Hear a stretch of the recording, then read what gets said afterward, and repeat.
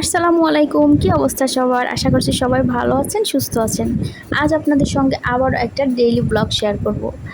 আমার আগে যেরকম সকালের দিকে ঘুম ভাঙতো ওই ৭টা ৮টার পরে, কিন্তু এখন এরকম না। এখন অনেক সকাল সকাল, মানে প্রায় ভোরের দিকেই উঠতে হচ্ছে, কারণ আমার শাশুড়ি যেহেতু অসুস্থ, আর তার জন্য অনেক ভোরবেলায় নাস্তা তৈরি করতে হচ্ছে। তো আমি এই সকাল সকালে উঠেই এই তো রুটি করার জন্য আটাটা মেখে নিয়েছি।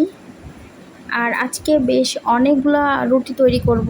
রুটি তৈরি করে আমি ফ্রোজেন করে রাখবো, কারণ প্রতিদিন সকাল বিকাল এভাবে রুটি তৈরি, মানে সন্ধ্যায় রুটি তৈরি করা সম্ভব হচ্ছে না। যেহেতু তার ডায়াবেটিক্স আছে, এর জন্য সকালে আর রাতে সে রুটি খায়। এই জন্য আজকে অনেকগুলা রুটি তৈরি করে ফ্রোজেন করে রাখবো, যে ও যেই সময়টাতে খাবে ওই সময়টাতে আমি 2টা করে রুটি ভাজা করে দিব। তো আজকে আমি রুটির সঙ্গে বেশি কিছু করি নাই।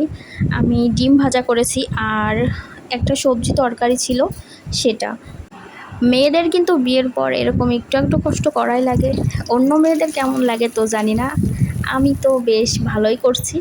তো এই তো আমার কথা বলতে বলতে আমার ডিম ভাজিটা হয়ে গেছে। এবার নাস্তাটা রেডি করে তার সামনে দিব, মেডিসিন দিব। দেওয়ার পর সকালের খাবার দাবার কমপ্লিট হয়ে যাওয়ার পর এবার আবার দুপুরের জন্য খাবার রান্না করতে হবে। এটাই চলছে, এটাই চলবে। তো টমেটো আছে, মিষ্টি কুমড়া আছে, বেগুন আছে, আছে পেঁপে। তো আজকে আমি রান্না করব পেঁপের একটা তরকারি, মানে এই তরকারিটা রুটি দিয়ে খাওয়া যাবে। আর রান্না করব হচ্ছে ডিম দিয়ে ছোলার ডাল রান্না। এই ডিম আর ছোলার ডাল রান্না কিন্তু অনেক মজা হয়, অনেক টেস্টি হয়। এটা আমার আর হৃদয়ের বেশ পছন্দ।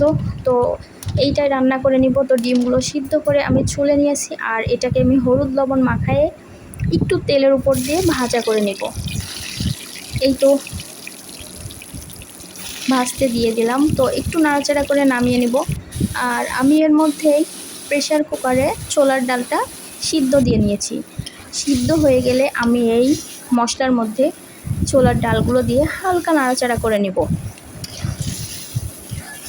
হালকা নাড়াচাড়া করার পর আমি পানি দিয়ে দিব। আর আমি এই ছোলার ডালের মধ্যে কিছুটা কাঁচামরিচ দিই। এটা দিলে একটু ভালো লাগে খাইতে। আর এরপরে আমি ভাজা করে রাখা এই ডিমগুলো দিয়ে দিয়েছি। হালকা একটু ঘন হয়ে আসলে ডালটা নামাই নেব। আর এরপরে আমি রান্না করে নেব পেঁপের তরকারিটা। এটা যেহেতু রুটি খায় আমার শাশুড়ি, তো রুটি দিয়ে এগুলো খাইতে বেশ ভালো লাগে। তো এই তো আমার পেঁপের তরকারি রান্নাও শেষ। এভাবেই আমার প্রতিদিন চলছে। আর দেখেছেন, এটা কিন্তু শীতকালীন ফুল, কিন্তু আমার বাগানে এখনই ফুটেছে। তো আজকের ভিডিওটা এই পর্যন্তই। আল্লাহ হাফেজ।